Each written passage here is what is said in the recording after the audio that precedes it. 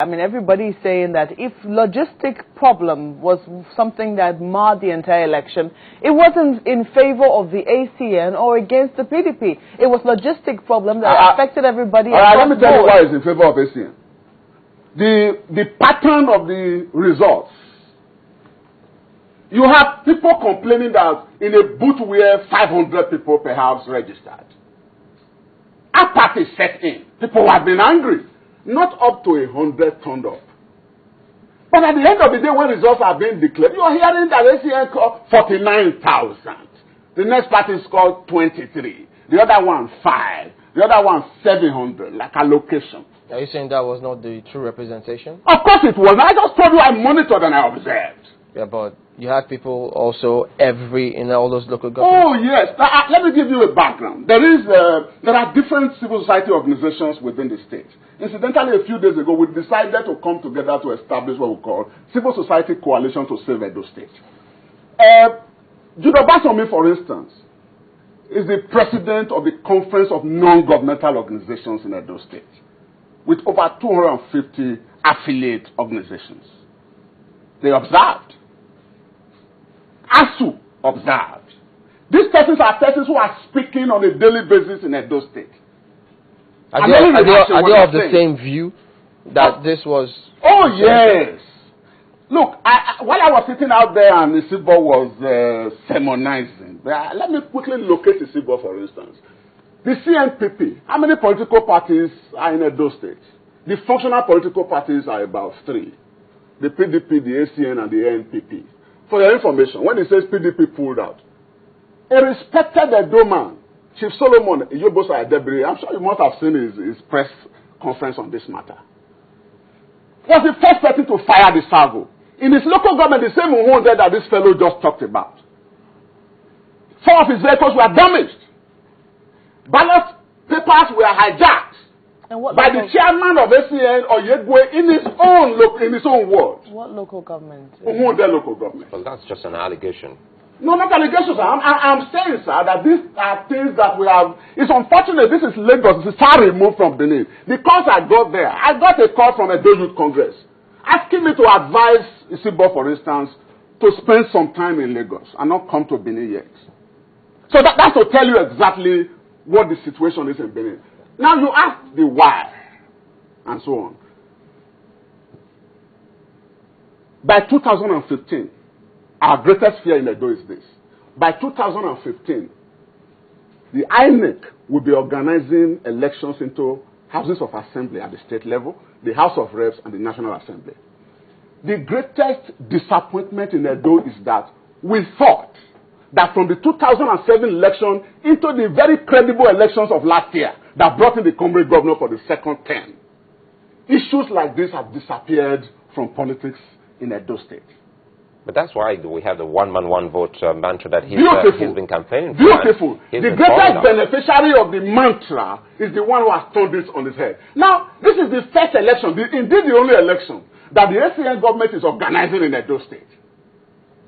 And what do we have? Have you noticed, has it been better before now? I mean, you say you celebrated last year's election. Before just before, we go into last year's elections organized by INEC. Yes. You said you've been observing elections since 1999. Have the elections been any better? 1999 there was no election, in our own opinion. In terms of local government elections in Edo State. Yes.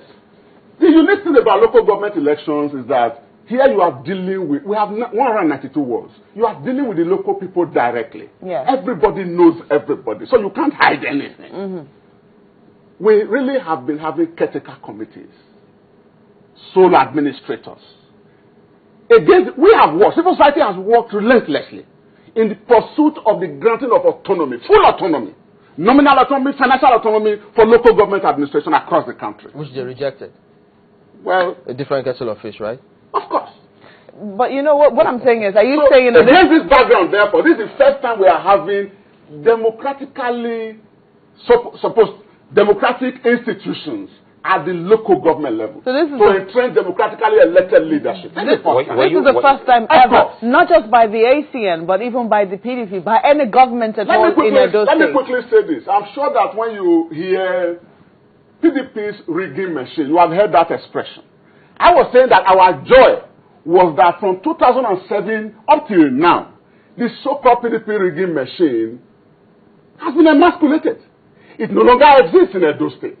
So for us, the disappointment is that these gains for the past 8 years, we've thrown it all away because somebody wants to get 18 over 18. And by the way, about a month before the election, we started hearing all this thing about 18 and 18. And some of us wondered, what is this 18 over 18? The governor got overwhelming support. You know the greatest irony? Civil society is the greatest bulwark of support, has been for the governor. You are aware that right from the time they started announcing results, there have been protests in the streets of Benin on a daily basis. I think to cap it all, that exposes the shenanigans and picayunions of this government in power, is that when elections were cancelled in Esan Northeast, Esan West, Oredo and Ikpobaoha, we looked forward, and the governor promised that the world should come and observe the elections. I want to take Esan Northeast, and it's either Isibo was being economical with the truth, or he's dwelling in the valley of ignorance. For him not to know that they are not collecting the result anymore, because as at yesterday evening, the SHMA had just cancelled the elections in the Eastern Northeast.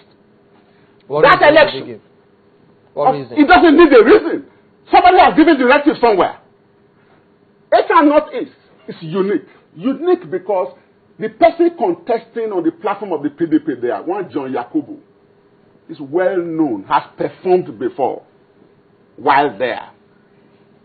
We look forward to using that as a basis to assess the other elections that took place before Wednesday. Wednesday's election. Now, it's not, there's no riverine area. It's a close, if you know Uromi area, Uromi is the major town within the Eastern North State. You just have a few other principalities around it. Elections were held on Wednesday. The whole of Wednesday, in fact, by Wednesday evening, we already had copies of results from observers. So we know that in the 11 wards, Jacobo had won. Throughout Thursday, nobody said anything. They were still collating.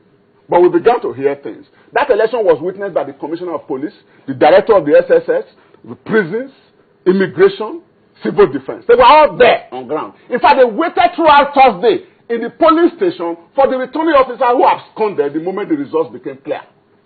And SSS turned out yesterday evening in a manner of a drama that is bizarre, without a reason at all, to cancel that election. Are you saying that in Uromi, the elections were fairly conducted? And in fact, even the state-owned media organizations celebrated the peaceful and tranquil atmosphere under which that elections held.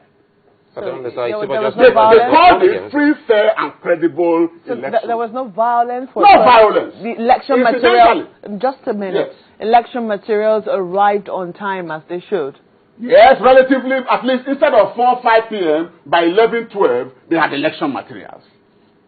So elections went on peacefully. Everybody testified to it. In fact, you see the clips from even the government officials, they were saying that elections were peaceful, calm, free, fair, credible, and all such adjectives. You say that. But 2 days later, SS Chairman in his own wisdom. You say that the candidate, John Yakubu, has performed before.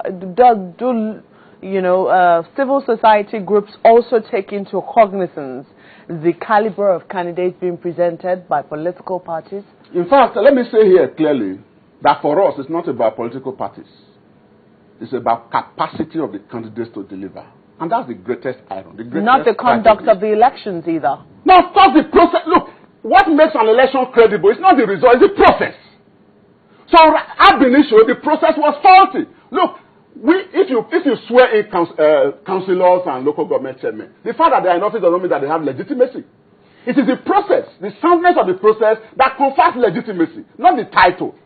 Well, yeah, but in spite of all of this, much as groups, bodies, organizations have a right to express their opinion, they can protest, but they all have to do that within the framework of the law. Oh, yes, that's why we are in the peaceful protest in Benin. The protests have always been peaceful. Yeah, I mean, people cannot be advising anyone to do any such thing or stay in any particular place because they also have freedom of expression and right of movement. And so why should you all worry so much if you can always get back to the courts and the courts can correct all of this? A few days to the elections, the House of Assembly, the ACN controlled House of Assembly, within 24 hours,